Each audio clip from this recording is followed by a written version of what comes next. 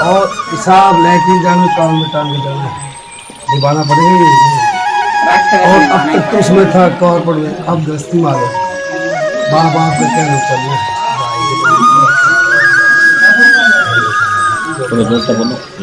बहुत बड़ा खजूर का पेड़ उस पर नहीं चढ़ना, लंबी खाई सो पार नहीं कर दिए। तो ये था जनेऊ संस्कार विवाह शादी में क्यों करवाया जाता है। अगर वीडियो अच्छी लगी हो शेयर करें, सब्सक्राइब करें, लाइक करें। जय श्री राम, हर हर महादेव।